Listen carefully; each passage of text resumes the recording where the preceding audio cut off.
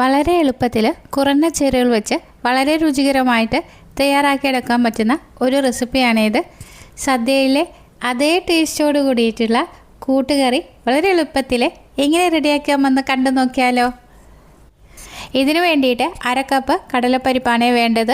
ഇത് നന്നായിട്ട് കഴുകി വൃത്തിയാക്കിയ ശേഷം തലേന്ന് രാത്രി വെള്ളത്തിൽ കുതിരാൻ വെച്ചതായിരുന്നേ. അപ്പോൾ നമുക്ക് പെട്ടെന്ന് തന്നെ വെന്ത് കിട്ടുന്നതാണ്. ഇനി ഇതിലേക്ക് ഒരു പച്ചക്കായയും ചേനയുമാണ് വേണ്ടത്. രണ്ടും കുറച്ച് വലിയ കഷ്ണങ്ങളാക്കിയിട്ട് മുറിച്ചെടുക്കാം. ആദ്യം തന്നെ ഒരു പാത്രം അടുപ്പിലേക്ക് വെച്ച് കൊടുക്കാം. അതിലേക്ക് കടലപ്പരിപ്പ് ഇട്ട് കൊടുക്കാം. ഇത് മുങ്ങത്തക്ക രീതിയിൽ വെള്ളം ഒഴിച്ചു കൊടുത്ത് മൂടി വെച്ച് വേവിച്ചെടുക്കാം. നമ്മൾ തലേന്ന് രാത്രി തന്നെ വെള്ളത്തിൽ കുതിരാൻ വെച്ചതുകൊണ്ട് തന്നെ പെട്ടെന്ന് തന്നെ വെന്ത് കിട്ടുന്നതാണ്. ഇതൊന്ന് വെന്തിട്ടുണ്ടോ എന്ന് നമുക്ക് നോക്കാവുന്നതാണ്. ഇപ്പോൾ ഏകദേശം ഒന്ന് വെന്ത് വന്നിട്ടുണ്ട്.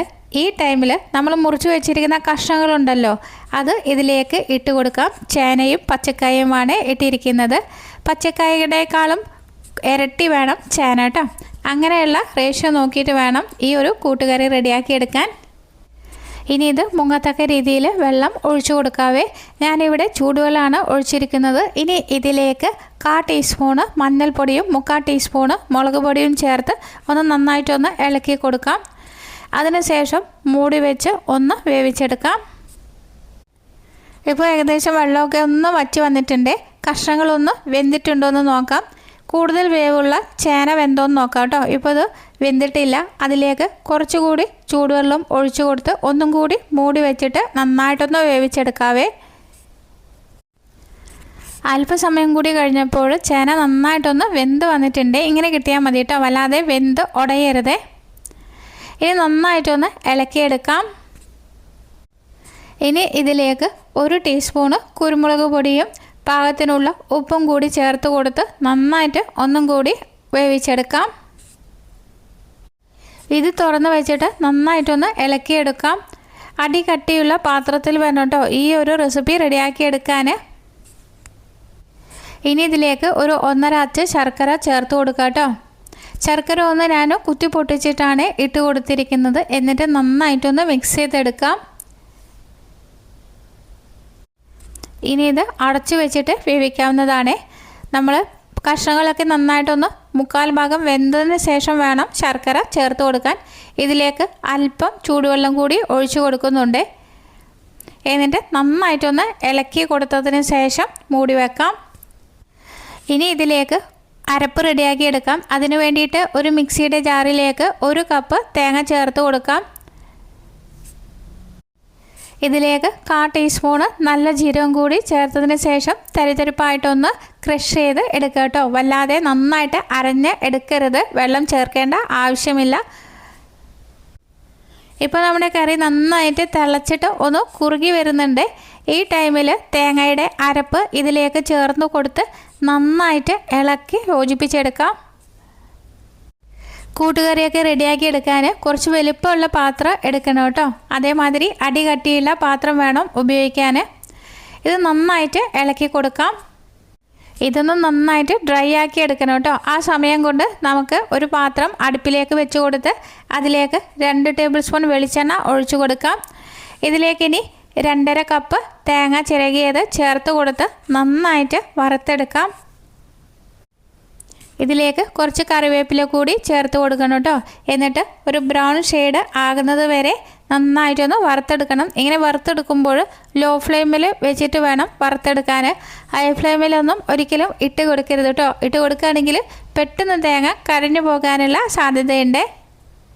നമ്മൾ കറി സ്റ്റാർട്ട് ചെയ്യുന്ന സമയം തന്നെ വേറൊരു അടുപ്പിൽ ഇതേമാതിരി തേങ്ങ മൊരിയിപ്പിച്ചെടുക്കുകയാണെങ്കിൽ പെട്ടെന്ന് ഈസി ആയിരിക്കും കേട്ടോ.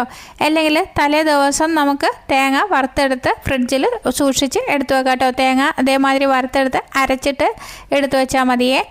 ഇനി ഈ തേങ്ങയുടെ കൂട്ടിലേക്ക് 1 ടേബിൾ സ്പൂണ് കുരുമുളക് പൊടി കൂടി ചേർത്ത് കൊടുത്ത് നന്നായിട്ട് ഒന്നും കൂടി ബ്രൗൺ ഷെയ്ഡ് ആക്കിയെടുക്കാം. ഇപ്പോൾ നമ്മുടെ കറിയൊക്കെ നന്നായിട്ട് ഡ്രൈ ആയിട്ട് വന്നിട്ടുണ്ട്. ഇതിലേക്ക് 1 ടീസ്പൂൺ കുരുമുളക് പൊടി ഇട്ട് കൊടുത്ത് നന്നായിട്ട് ഇളക്കി യോജിപ്പിച്ചെടുക്കാം.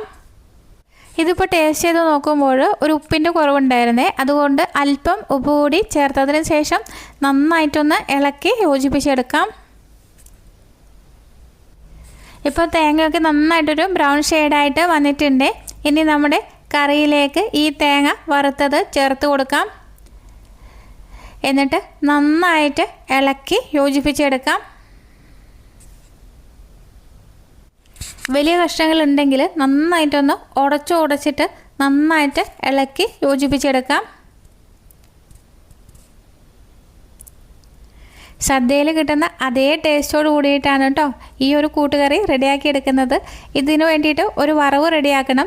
അതിനുവേണ്ടി ഒരു ചീനച്ചട്ടി അടുപ്പിലേക്ക് വെച്ച് കൊടുത്ത് അതിലേക്ക് 1 ടേബിൾ സ്പൂൺ വെളിച്ചെണ്ണ ഒഴിച്ചു കൊടുക്കാം. എണ്ണ നന്നായിട്ട് ചൂടായി വരുമ്പോൾ കടുക് ഇട്ട് കൊടുക്കാം. കടുക് പൊട്ടി വരുമ്പോൾ 1 ടേബിൾ സ്പൂണ് ഉഴുന്നുപരിപ്പും 4 വറ്റൽമുളക് ഒന്ന് മുറിച്ചിട്ട് ഇട്ട് കൊടുക്കാം. കുറച്ച് കറിവേപ്പില കൂടി ചേർത്ത് കൊടുത്ത് നന്നായിട്ടൊന്ന് ഇളക്കി കൊടുക്കാം. ഇപ്പോൾ വറവ് ഇവിടെ റെഡി ആയിട്ടുണ്ട്. ഇത് നമ്മുടെ കറിയിലേക്ക് ചൂടോടുകൂടി തന്നെ ഒഴിച്ചു കൊടുത്ത് നന്നായിട്ട് ഇളക്കി യോജിപ്പിച്ചെടുക്കാവേ. ഞാനിവിടെ വലിയ കഷ്ണങ്ങളൊക്കെ ഒന്ന് മാഷ് ചെയ്തെടുക്കുകയാണ്. അതിനുശേഷം ഈ വറവ് ഇതിലേക്ക് ഇട്ട് കൊടുത്ത് നന്നായിട്ട് ഇളക്കി യോജിപ്പിച്ചെടുക്കാം. സദ്യയിൽ കിട്ടുന്ന അതേ രുചിയോടുകൂടി തന്നെയാണ് ഈ കൂട്ടുകറി നമുക്ക് കിട്ടുക. ഇത് ഇനിയൊരു സെർവിങ് ബൗളിലേക്ക് മാറ്റാം. വളരെ ടേസ്റ്റി ആയിട്ടുള്ള ഈ ഒരു കൂട്ടുകറി നിങ്ങൾക്ക് ഇഷ്ടപ്പെടുകയാണെങ്കിൽ ലൈക്ക് ചെയ്യാനും നിങ്ങളുടെ ഫ്രണ്ട്സിനും റിലേറ്റീവ്സിനൊക്കെ ഷെയർ ചെയ്ത് കൊടുക്കാനും മറക്കരുത്. പുതുതായി ഏതെങ്കിലും കൂട്ടുകാർ ചാനൽ കാണുന്നുണ്ടെങ്കിൽ ചാനലിനെ സപ്പോർട്ട് ചെയ്ത് സബ് ചെയ്യാനും കൂടി മറന്നു പോകരുത്. വലതുവശത്ത് കാണുന്ന ബെല്ലൈക്കൻ ക്ലിക്ക് ചെയ്ത് ഓൾ എന്ന് പ്രസ് ചെയ്താൽ മാത്രമേ ഞാനിടുന്ന അടുത്ത വീഡിയോയുടെ നോട്ടിഫിക്കേഷൻ നിങ്ങൾക്ക് ലഭിക്കുകയുള്ളൂ. അടുത്ത നല്ലൊരു വീഡിയോയുമായി വീണ്ടും കാണാം. Thank you for watching. Bye bye.